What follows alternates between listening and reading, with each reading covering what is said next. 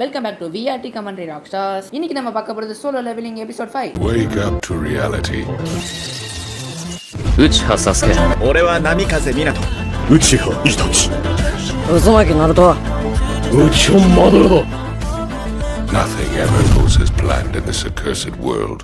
Open பண்ணா ஹாஸ்பிட்டல்ல வேலை செய்யற எல்லா நர்ஸும் குசு குசுன்னு பேசிக்கிட்டே இருப்பாங்க. அதுவும் வெக்கப்பட்டுக்கிட்டே நம்ம ஜின்ன பத்தி தான் பேசிட்டு இருப்பாங்க. அவரோட பாடி ரொம்ப ரொம்ப சூப்பரா இருக்குல்ல, அவர் பார்க்க ரொம்ப அழகாயிட்டாரு. ஜின்ன பார்த்தா அவன் தாறுமாறா ஒர்க் அவுட் பண்ணிட்டு இருப்பான். அதுக்கப்புறம் ஜின்னோட ரூமுக்கு வந்து நர்ஸ் வருவாங்க. அவங்க நம்ம ஜின்ன பார்த்துட்டு ரொம்ப ஒரு மாதிரி ஆயிடுவாங்க. பின்ன நம்ம பையன் வந்து இப்ப 6 பேக் வச்சுக்கிட்டு பயங்கரமா இருக்கான்ல, இவரோட மசில்ஸ் என்ன பார்க்க இவ்வளவு பயங்கரமா இருக்கு, இவர் உண்மையிலே செம்ம பாடி வச்சிருக்காரு அப்படின்னு நர்ஸ் நினைச்சிட்டு இருப்பாங்க. ஜின்னு நீங்க வந்த விஷயத்த சொல்லுங்கன்னு கேட்பானா. அதாவது ஜின்னு வந்து என்னோட ஹாஸ்பிட்டலை விட்டு வெளியே போறானா, அதால கொஞ்சம் லேட்டா ரிசப்ஷனுக்கு வர சொல்லுவாங்க. திடீர்னு அந்த பொண்ணு வந்து அதோட போனை காட்டி உங்களுக்கு விருப்பம் இருந்தா உங்க கான்டாக்ட் நம்பர் கொடுக்குறீங்க அப்படின்னு ரொம்ப வெக்கப்பட்டுட்டே கேட்பாங்க. ஜின்னு ஒருவேளை ஹாஸ்பிட்டல் விஷயமா தான் கான்டாக்ட் நம்பர் கேட்கறாங்க போல சொல்லிட்டு அவனும் அவனோட கான்டாக்ட் நம்பர் கொடுத்துருவான். அதுக்கப்புறம் நியூஸ் சேனல்ல காட்டுவாங்க. அந்த நியூஸ் சேனல்ல வந்து ஒயிட் டைகர் கிட்ட இருந்து ஒரு ஹண்டரை வந்து இன்டர்வியூ பண்ணுவாங்க. இதே எல்லாத்தையும் ஜின்னா வந்து டிவில பாத்துட்டு இருப்பான். ஆஹா ஸ்கூலுக்கு டைம் ஆச்சு சொல்லிட்டு டிவி ஆஃப் பண்ணி கிளம்புவாளா, அப்படியே ஒனிச்சான்னு கத்திட்டு போவா, அதாவது அண்ணான்னு கத்திட்டு போவா. ஜின்னு என்னன்னு கொட்டாய் விட்டுட்டே கேட்பான். நம்மளால வந்து வயிற்று அப்படி சொரியும் போது அவன் 6 பேக் எல்லாம் தெரியுமா, அந்த 6 பேக் ஜின்னா பார்த்துட்டு டேய் அண்ணா நீ என்ன ஒர்க் அவுட் பண்ண ஆரம்பிச்சிட்டியா, நம்மளும் இல்ல ரொம்பலாம் ஒர்க் அவுட் பண்ணல கொஞ்சம் தான் பண்ணுவேன். டேய் அண்ணா நீ என்னடா ரொம்ப ஹைட் ஆயிட்ட, நீ வந்து மசில்ஸ்க்கு மட்டும் தான் ஒர்க் அவுட் பண்ற,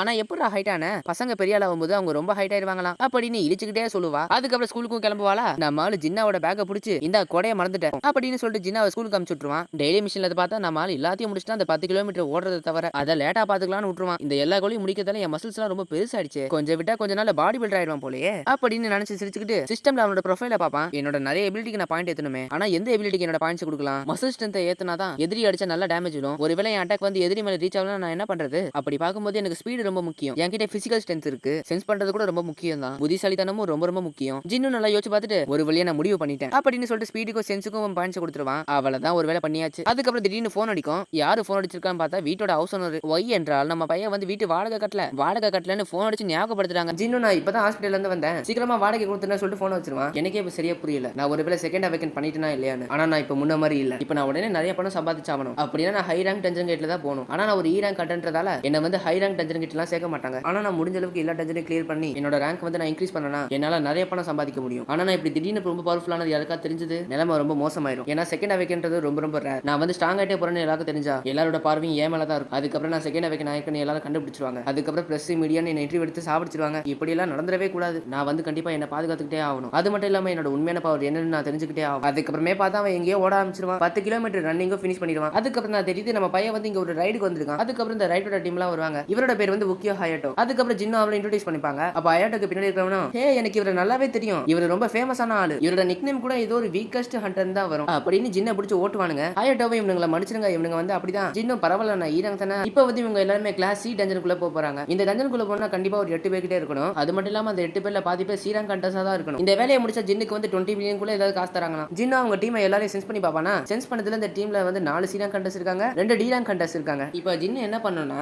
அது அங்க இருக்க 2 பேக், அந்த பேக்ல வந்து சாப்பாடு, மெடிக்கல் கிட்ஸ், கிளாத்ஸ், ஒரு சில எக்யூப்மெண்ட்ஸ் எல்லாம் இருக்கும், அதை தூக்கிட்டு வரணும். ஜின்னு அதெல்லாம் ஓகே, இங்க ஹீலரே இல்லையா, ஹீலர் இல்லாம தான் நம்ம போறோமா. இந்த ஹயாட்டோ டீம் வந்து எப்பவுமே ஹீலர் இல்லாம தான் வேலை செய்வாங்களாம், அதனால கவலை எல்லாம் படாதம்பாங்க. அதுக்கப்புறம் ஹயாட்டோ ஒரு டாக்குமெண்ட் கொடுத்து இதை சைன் பண்ணுங்க சொல்லிட்டு பேனா கொடுப்பாரு. ஜின்னு சைன் பண்ணிக்கிட்டு அப்ப ஹீலரே இல்லாம அட்டாக் பண்ற ஸ்குவாட் மட்டும் தான் இங்க இருக்கா, அப்படின்னா கொஞ்சம் பிரச்சனையாகும் நினைக்கிறேன். அந்த டாக்குமெண்ட்ல என்ன எழுதிருக்குன்னா டஞ்சனுக்குள்ள ஏதாவது ஆபத்து ஏற்பட்டுச்சுன்னா நான் அதுக்கு பொறுப்பு இல்ல அப்படின்னு எழுதிருக்கோம். ஜின்னு சைன் பண்ணிடுவான். அப்பதான் புதுசா ஒருத்த என்ட்ரி கொடுத்து ஹே நம்ம 2 பேரும் ஒரு நல்ல ஃப்ரெண்ட்ஸா இருப்போம்னு நினைக்கிறேன், என்னோட பேர் வந்து கென்டா மொரோபிஷி, எனக்கு 21 வயசாவது, நான் வந்து ஒரு டி ரேங்க் ஹண்டர், இவனை நம்ம வந்து கென்டானே கூப்பிடுவோம். ஆனா இவன் போட்டுருக்க ஆர்மரை பார்த்தா ரொம்ப ரொம்ப பயங்கரமா இருக்கும். நம்மளால அதை பார்த்துட்டு என்ன டி ரேங்க் ஹண்டரா இருந்துட்டு இப்படி ஒரு பெரிய சூட்டா போட்டிருக்கான், ஆளு ரொம்ப பணக்காரன் போல. இதுல இந்த கெண்டா வேற இதுதான் உன்னோட ஃபர்ஸ்ட் சி ரேங்க் டஞ்சனோட ரைடா, கவலையே படாத நான் உன்னை பாதுகாக்கிறேன். நம்மளால ஓ அப்படியா. அதுக்கப்புறம் எல்லாரும் டஞ்சனுக்குள்ள கிளம்ப ரெடி ஆயிட்டு டஞ்சன் எங்க இருக்கும் அங்க கிளம்ப ஆரம்பிச்சிருவாங்க. ஆனா ஜின்ன தான் பெரிய முட்டையா தூக்க வச்சிட்டானுங்க. கெண்டாவும் ஜின்ன பார்த்து அந்த பேக் என்ன ரொம்ப வெயிட்டா இருக்கா, நீ ஓகே தானே, நம்மளும் ஓகே தான், கெண்டாவும் நான் உங்களோட சின்ன பையன் தான், அதனால நீங்க எனக்கு ரொம்ப மரியாதைலாம் தர தேவையில்ல. ஆனா இந்த கெட்ட பையன் டஞ்சன் கிட்ட வர வரைக்கும் பேசிக்கிட்டே ஏதாவது இருப்பான். ஜின்னும் பொறுத்துக்கிட்டே வந்துட்டு இருப்பான். அதுக்கப்புறம் டஞ்சன் கிட்ட வந்துருவாங்க. டஞ்சனோட கேட்டை பார்த்தா ரொம்ப ரொம்ப பெருசா இருக்கும். இந்த மாதிரி பெரிய டஞ்சன் கேட்லாம் ரொம்ப ரொம்ப ரேரா, இவ்வளவு பெருசா இருக்கிறத பார்த்து இது உண்மையிலே சீராங் டஞ்சன் தானா அப்படின்னு சொல்லிட்டு நிறைய பேர் டவுட்ல இருப்பாங்க. ஜின்னும் டஞ்சன் கேட்டோட சைஸ் ரொம்ப முக்கியம் இல்ல,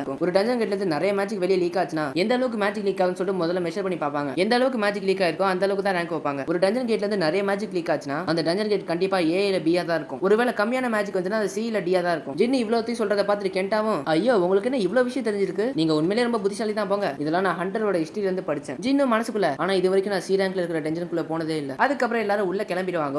உள்ள போனதுக்கு அப்புறம் பார்த்தா எந்த ஒரு பீஸ்டையுமே காணும். அதுக்கப்புறம் பீஸ்ட் தேடி போயிட்டு இருப்பாங்க. இந்த இடத்த பார்த்தா சங்குக்கு வந்து கார்டன் டெம்பிளோட ஞாபகம் தான் வரும். இவங்க அப்படியே டிராவல் பண்ணிட்டே போனதுல கடைசியா ஒரு இடத்துக்கு வந்துருவாங்க. ஆனா இந்த இடத்துல மான்ஸ்டர்ஸே ஒண்ணுமே இல்ல. ஜின்ன வந்து சென்ஸ் பண்ணதுல பார்த்தா நிறைய பீஸ்ட் எல்லாம் இங்க இருக்குதுங்க. ஆனா ஒளிஞ்சுக்கிட்டு இருக்குதுங்க. ஜின்னு இது ஒரு பூச்சி வகையான பீஸ்ட்னு சொல்லிட்டு எல்லாருக்கும் தெரிவிச்சிருவானா எல்லாருமே அட்டாக் பண்ண ரெடியா இருப்பாங்க. ஆனா அந்த பூச்சிங்களா எங்க தான் இருக்குன்னே தெரியல. எங்க இருந்து அட்டாக் பண்ண போதும்னு பீதியில வேற இருப்பானுங்க. அதுக்கப்புறம் ஜின்னு கண்டுபிடிச்சா மேல இருந்து நம்மள அட்டாக் பண்ண போகுதுன்னு. மேல பார்த்தா ஒரு பெரிய ஹோட்டல்ல அவ்வளவு பூச்சிங்க இருக்கும். அப்படியே பாஞ்சு அட்டாக் பண்ண வருங்க. நம்மளும் டீம் ஒர்க் எல்லாம் போட்டு பயங்கரமா அட்டாக் பண்ணுவாங்க. இதுல கெண்டா வேற ஜின்ன பார்த்து நீங்க பின்னாடியே இருங்க அப்பதான் நீங்க பாதுகாப்பா இருப்பீங்க வேற சொல்லுவாங்க. அப்படியே அட்டாக் பண்ணிட்டே இருப்பாங்களா. அதுக்கப்புறம் இந்த டீம்ல இருக்கிற ஒருத்தன் என்னத்தையோ கையை வச்சுட்டு முக்கிய அப்படியே 1 2 3 4 5 நின்னுட்டு இருப்பான். அதுக்கப்புறம் ரசங்கர் மாதிரி உருவாக்கி அப்படி தூக்கி வீசுவான். பார்த்தா எல்லா பூச்சி வெடிச்சு சாவுங்க. இவங்க அப்படி டீம் ஒர்க்கா சண்டை போடுறத பார்த்து ஜின்னும் பரவாயில்லையே உண்மையிலே செம்ம டீம் ஒர்க் பண்றாங்க. ரொம்ப வருஷமா இவங்க எல்லாரும் ஒண்ணா தான் சண்டை போட்டுட்டு இருக்காங்க. அதுவும் எந்த ஒரு ஹீலரும் இல்லாம. கெண்டா வந்து ஒரு பூச்சியை கொண்டுட்டு நீங்க கவலைப்படாதீங்க மிஸ்டர் சாங் உங்களை நான் காப்பாத்துறேன்பா. நம்மளும் ஓகே ஓகே சூப்பர் சூப்பர் என்ன நல்லா காப்பாத்து. அப்ப ஒரு பூச்சி பின்னாடி இருந்து ஜின்ன அட்டாக் பண்ண வருமா. ஜின்னு அதை பார்க்காமலே ஒரே உதவியா விட்டு கொன்றுவான். ஒரு வழியா எல்லா பூச்சிகளையும் கொண்டுட்டாங்க. ஹையர்டோவோ ஒரு வழியா இந்த சண்டை முடிஞ்சது. இப்ப எல்லாரும் அதோட உடம்புல இருக்கிற எசன்ஸ் ஸ்டோன்ஸ் எடுத்துருவாங்க.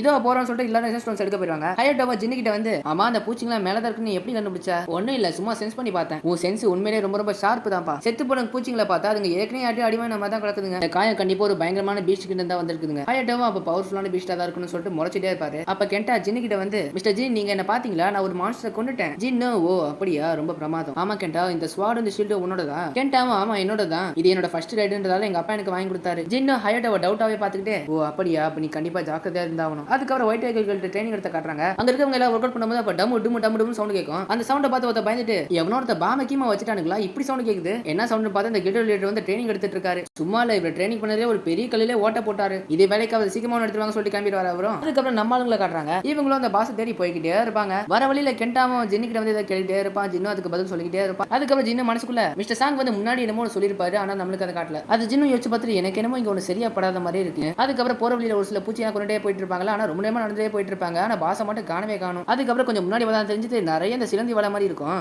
அதை பார்த்தாலே தெரிஞ்சு போச்சு பாஸ் கிட்ட நம்ம வந்துட்டோம். கடைசியா பாஸ் இருக்கிற இடத்துக்கு வந்துருவாங்க. உள்ள போய் பார்த்தா அவ்வளவு கிறிஸ்டல்ஸ் இருக்கும். அதாவது மன கிறிஸ்டல்ஸ் வந்து நிறைய இருக்கும். அதை பார்த்து எல்லாரும் வாயை பொல பொல பொல பொலன்னு பொலந்துருவாங்க. இதை எல்லாத்தையும் வித்தா 1 பில்லியனுக்கு காசு பார்க்கலாம் சொல்லிட்டு யோசிச்சு பார்த்துட்டு இருப்பாங்க.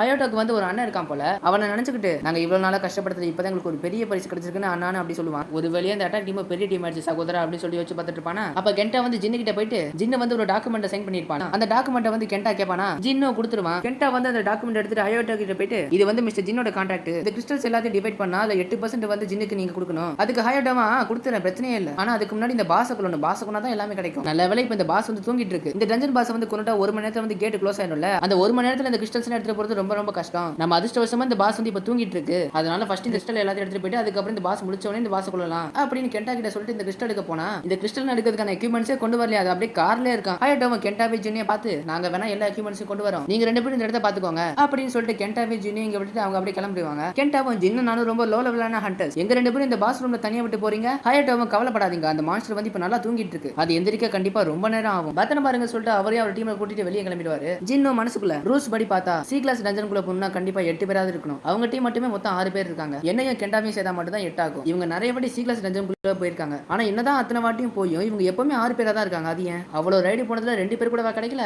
அது மட்டும் இல்லாம இவங்க எப்பவுமே ஹீலரே வச்சுக்க மாட்டாங்க. எதுக்கு எப்பவுமே 6 பேர் மட்டுமே இருந்துட்டு ஒரு ஹீலர் கூட வச்சுக்க மாட்டாங்க. எனக்கு என்னமோ இவங்க மேல ரொம்ப சந்தேகமா இருக்கு அப்படின்னு ஜின்னு நினைச்சு முடிக்கல. அந்த ஹையர்டோ வில்லத்தனமா பாதையை மூடுங்கடாம்பா. அவங்களோட கூட்டாளிகளும் கல்ல எல்லாத்தையும் வெடிக்க வச்சு அந்த பாதையை மூடி வச்சிருவாங்க. ஜின்னு நினைச்ச மாதிரி அவங்க துரோகம் பண்ணிட்டாங்க. அதுக்கப்புறம் தான் ஜின்னுக்கு வந்து மிஸ்டர் சாங் சொன்னது ஞாபகம் வருது. அதாவது ஒரு சில பேர் டஞ்சனுக்குள்ள போனா ஒரு சில பேர் சம்பந்தமே இல்லாம சாவாங்க. அது மட்டும் இல்லாம டஞ்சனுக்குள்ள நடக்கிறது வெளியே யாருக்குமே எதுவுமே தெரியாது. இதை சாதகமா வச்சுக்கிட்டு ஒரு சில பேர் வந்து துரோகம் பண்ணுவாங்க. அதனால டஞ்சனுக்குள்ள போனா எப்பவுமே கேர்ஃபுல்லா இருக்குன்னு சொல்வாரா. மிஸ்டர் சாங் சொன்ன மாதிரி இப்ப இவங்களை வந்து பலிகாடா யூஸ் பண்ணிருக்காங்க. கடைசியில நான் நினைச்ச மாதிரி நடந்துருச்சு. அப்ப திடீர்னு ஒரு பயங்கரமான சவுண்ட். என்ன சவுண்டுன்னு பார்த்தா அந்த ஸ்பைடர் பீஸ்ட் வந்து கண்ணை முழிச்சு இவங்க 2 பேரையும் கொல்ல வந்துட்டு இருக்கு. அந்த இடத்துல நிறைய ஓட்டையெல்லாம் இருக்குமா. அதை பார்த்ததுக்கு அப்புறம் தான் ஜின்னுக்கு புரிஞ்சுது இவங்க 2 பேரும் செத்ததுக்கு அப்புறம் அந்த ஓட்ட வழியா தான் அவங்க எல்லாரும் வருவாங்கன்னு சொல்லிட்டு கண்டுபிடிச்சிருவாங்க. அந்த ஸ்பைடர் பீஸ்டோட சைஸை பார்த்தா ரொம்ப ரொம்ப பெருசா இருக்கும். கெண்டாவும் மிஸ்டர் ஜின் நீங்க பின்னாடி போங்க நான் இதை பாத்துக்கிறேன். ஆனா ஜின்னுக்கு எத்த பேக் எல்லாம் அவுத்துட்டு ஒரு சி கிளாஸ் டஞ்சன் பாஸ்க்கும் ஒரு ஈரான் கண்டருக்கும் பேட்டிலா இந்த சண்டை உண்மையிலே பயங்கரமா தான் இருக்க போகுது. அதுக்கப்புறம் ஜின்னு சண்டை போட ரேட்டா அப்படி முன்னாடி போயிட்டு இருப்பான். கெண்டா நீ எனக்கு பின்னாடியே என்ன பத்தி உனக்கு முழுசா தெரியாது ஆனா நீ இப்ப தெரிஞ்சுப்ப அப்படின்னு ஜின்னு கத்திய வச்சுட்டு ரெடியா நிப்பான். இதை நான் கண்டிப்பா கொன்னே தீர்வுன்னு நம்மால கெத்தா சொல்லுறதோட இந்த எபிசோட இதோட முடிக்கிறானுங்க.